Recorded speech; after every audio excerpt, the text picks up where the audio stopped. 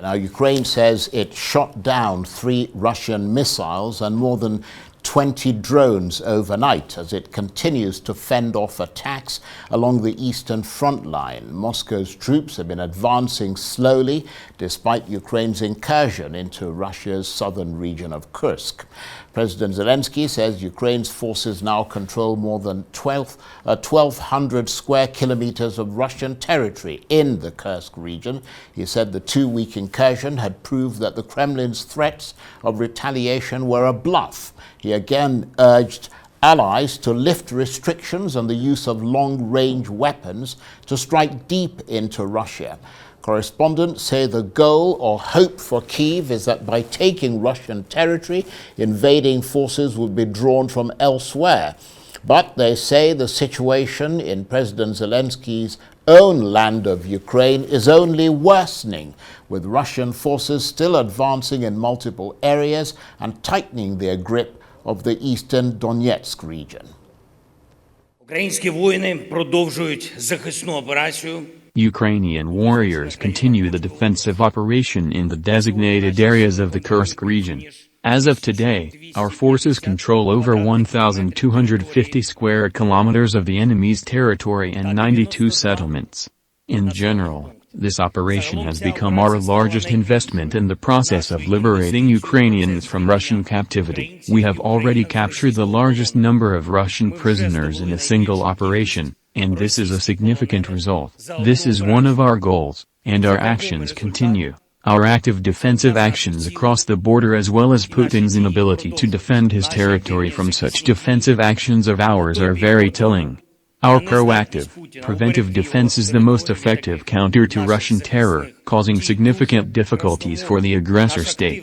And secondly, we are now witnessing a significant ideological shift, namely, the whole naive, illusory concept of so-called red lines regarding Russia, which dominated the assessment of the war by some partners, has crumbled these days somewhere near Sudza.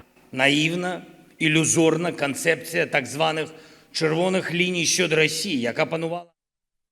President Zelenskyy. Well, for his assessment, let's cross live to London and speak with Arise European Affairs analyst, Dr. Marek Laskiewicz. Good to see you, Dr. Laskiewicz. So the war now in its 907th day, and with Ukraine's incursion into Russia, that has opened up a third front. How do you assess the way that both sides are coping with that added challenge? I mean, how is that fact affecting the current course of the war? Well, it is a very important incursion for 3 reasons. First of all, it has greatly boosted Ukrainian morale, and it also has made a significant step, which was unforeseen by many people, that they could in fact launch an incursion at all with any success.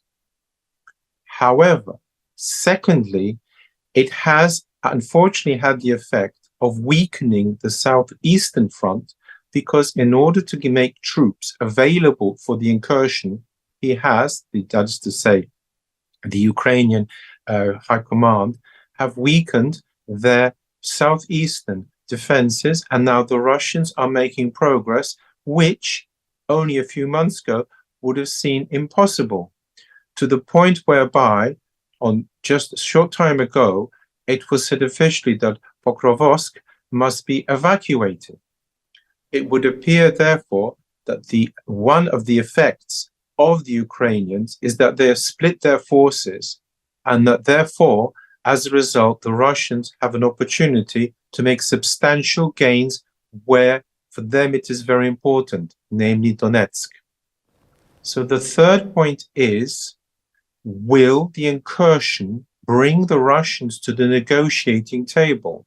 And here it must be said that, unfortunately for all the statements made by Kiev, this does not appear to be the case. The Russians have withdrawn from any negotiations that they were doing. And in fact, they were, I think, contemplating some negotiations on the basis they'd reached a sort of stalemate militarily, because first of all, they can't allow for the incursion to exist forever. And secondly, they are now have the possibility of making progress, substantial progress on the southeastern front, to the point by which they might, in fact, conquer, a great deal of territory which previously would have appeared impossible.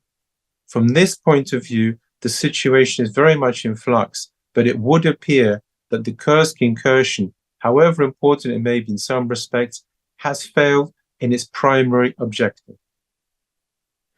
So, I mean, is it all beginning to sound a bit like a gamble? Because, I mean, on both sides, I mean, the Russians advancing very slowly inside Ukraine, but what they had hoped to achieve when they first invaded 907 days ago has not happened. The Ukrainians trying to hold onto territory inside Russia, hoping that that might reduce how much they are outmanned and outgunned by the Russians. Yes, there are 2 points to make. Being a gamble, yes, I agree. The Ukrainian incursion in that sense is a gamble with extremely high stakes, because although it has lifted Ukrainian morale, should it fail, by the same token, Ukrainian morale would plunge. It would be a hammer blow. Secondly, the further point is that it's a gamble in the sense if it fails to bring the Russians to the negotiating table, then what they've really done is split their forces and weakened their defenses in the southeast. From the Russians' point of view, though, none of this is exactly a gamble. It is part of a very long-term strategy.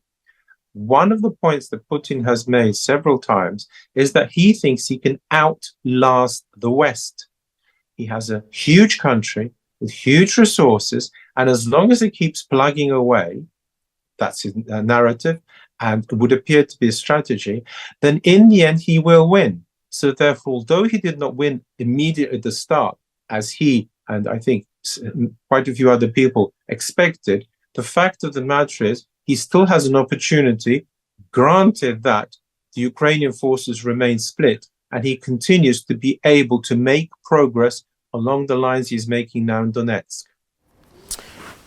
And I mean, President Zelenskyy has been urging his Western allies to lift restrictions on the use of long-range weapons so his military can strike deep inside Russia. I mean, has the fact that Russia appears to be struggling to respond to Ukraine's incursion strengthened that call from Mr. Zelenskyy and the likelihood that the allies will agree to his request?